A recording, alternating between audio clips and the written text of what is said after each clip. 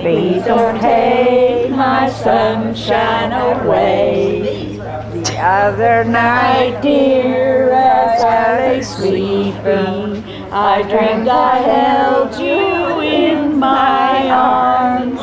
When I awoke, dear, I was mistaken. So I hung my head and I cried. That's it. Thank you. I was the oldest girl. Yeah, okay. And Vernon was older than I was. Yeah. Vernon was the oldest, and I was next. And then there was Donald and Dwight and Pauline. We're all in our 90s. And then Alvy, and then Betty,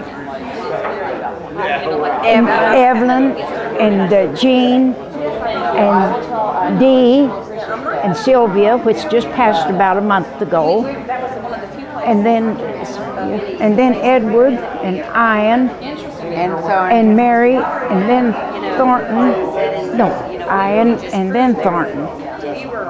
Yeah, you got them. And Mary. And Mary, oh yes, Mary, yes. There was 18 of us altogether. One passed away at childbirth, and that was Phyllis. She was between Evelyn and Jean.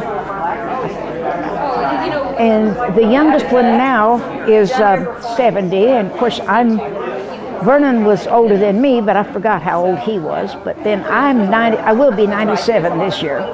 18 brothers and sisters. 7 of the boys have passed away, but the girls are still living except one.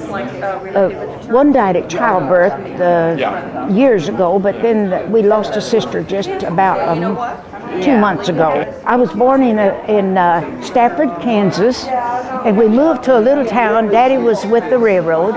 We moved to a little town called Ensign, Kansas. And it was a very small town. Everything was in one block, and we had to go across the railroad track if we had to go to the bathroom. And we lived in a boxcar, and your dad was born in a boxcar. And there was 6 of us slept in a bed at one time. And then I went to the first grade in Ensign, Kansas. Then after that, Daddy made application in Roselle, Kansas, and the Santa Fe Railroad transferred him there. Then we went to Burdett, Kansas. I worked for the bus depot. And then when they came in, we were told to take any Japanese off of a bus, and anybody that owned anything in 1941 had to dispose of anything that was made in Japan. And then, but that night I was working at the bus depot when we got the word that there was Second World War had been declared. So we had a man, in those days they had a luggage room, and we had a man that was working in the luggage room, and somebody had an alarm clock back in those days in his luggage, and he thought it was a bomb, and he took out of that depot and his feet never touched the ground. Of course, refrigeration, we didn't have refrigeration back in, I guess that must have been in 1920. Yeah, 1920 about. Then for refrigeration, there was a cistern, and there was a little wall, right about a 6-inch wall around the inside of the cistern.